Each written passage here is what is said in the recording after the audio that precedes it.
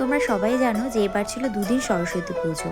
তো আমাদের সরস্বতী পুজোটা কেমন কাটলো চলো তোমাদের সাথে শেয়ার করি। তো প্রথম দিন ছিল আমার ছেলের স্কুলে পুজো। তো সেখান থেকে আমার ফিরতে ফিরতে অনেকটাই লেট হয়ে যায়, প্রায় সন্ধ্যা হয়ে যায়। তো ফিরেই আমি চটপট রেডি হয়ে নিই, কারণ আমার পরের দিন ছিল স্টুডিওতে পুজো।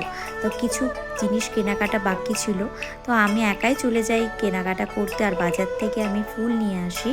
তো এসে বাকি যে ডেকোরেশনটা বাকি ছিল সেটা আমি করি। এটা হচ্ছে ব্যাকগ্রাউন্ড। তো কেমন হয়েছে তোমরা অবশ্যই কমেন্টসে জানিও, আর তোমরা কেমন ডেকোরেশন করলো পারলে অবশ্যই আমাকে ছবি পাঠিও। তো বাজার থেকে আমি কিছু রজনীগন্ধা স্টিক আর ফুল নিয়ে আসি। এরপর আমি বাকি যে ডেকোরেশনটা আছে সেটা কমপ্লিট করি। তো আমি ডেকোরেশন করছিলাম, তখন আমার বর এসে বলে যে আমিও একটু ডেকোরেশন করব। তো আমরা দুজনে মিলেই ডেকোরেশনটা কমপ্লিট করি। এটা হচ্ছে ফাইনাল ডেকোরেশন। তারপর ডেকোরেশন করতে করতে অনেকটাই রাত হয়ে যায়। তো এরপর আমরা ভোর 4:45 নাগাদ আমি ঘুম থেকে উঠি। দেখো বাইরেটা প্রচণ্ড অন্ধকার ছিল আর খুবই ভয় লাগছিল, কারণ চারপাশে কোনো মানুষের সারা শব্দ ছিল না, রাস্তা দিয়ে দু একটা গাড়ির শুধু শব্দ ছিল। এরপর আমি গায়ে হলুদ মেখে, তোমরা সকলেই জানো যে সরস্বতী পুজোর দিন সকালে গায়ে হলুদ মেখে স্নান করতে হয়। তো আমি স্নান সেরে একদম ঠাকুর ঘরে চলে আসি, আর ঠাকুরের জন্য লুচি পায়েস সব রেডি করে ঘরে ঠাকুরকে ভোগ নিবেদন করি।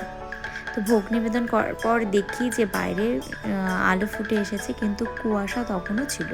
আর উপরে গিয়ে দেখি মা পুজো সব জোগাড় করছিল।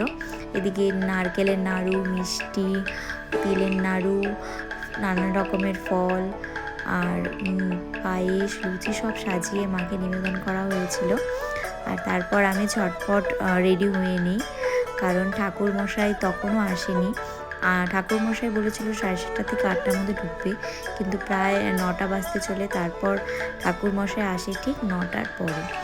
তো যাই হোক, ঠাকুরমশাই এসে বসে আর আমাদের পুজো শুরু হয়ে যায়।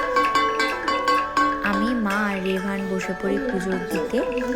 তো আমরা তিনজনই এখানে পুজো দিয়েছিলাম, আর অঞ্জলি আমরা তিনজনই অঞ্জলি দিয়েছিলাম।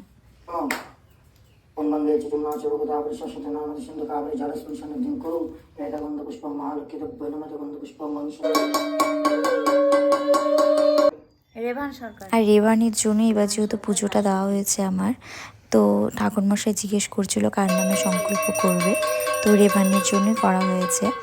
তো এদিকে মোটামুটি পুজো কমপ্লিট হয়ে যায়। তারপর আমি রেডি হয়ে 2টো নাগাদ বেরিয়ে পড়ি ঘুরতে। আমি আর রিয়া চলে যাই তিথির স্কুলে, মানে আমার বান্ধবীর যেখানে ও জব করে সেই স্কুলে চলে যাই আমরা। ও আমাদেরকে বলেছিল যে স্কুলে অবশ্যই যেন আমরা যাই।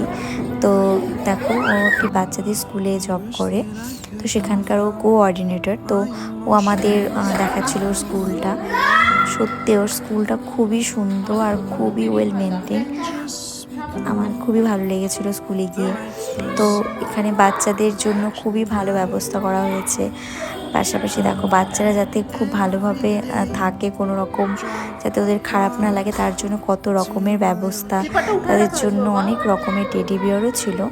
তারপর আমরা চলে যাই আমার বান্ধবীর রুমটায়, যেখানে ও বসে, যেখানকার ও কোঅর্ডিনেটর, সেই রুমে চলে যায়। এরপর আমি আর রিয়া বসে যাই প্রসাদ খেতে। তো এভাবেই আমাদের এবারের দুদিনের সরস্বতী পুজোটা কাটে। তো তোমাদের কিভাবে কাটলো এবারে সরস্বতী পুজো তোমরা অবশ্যই কমেন্টসে জানিও। তো আজকের জন্য টাটা সবাইকে, সবাই ভালো থেকো, সুস্থ থেকো।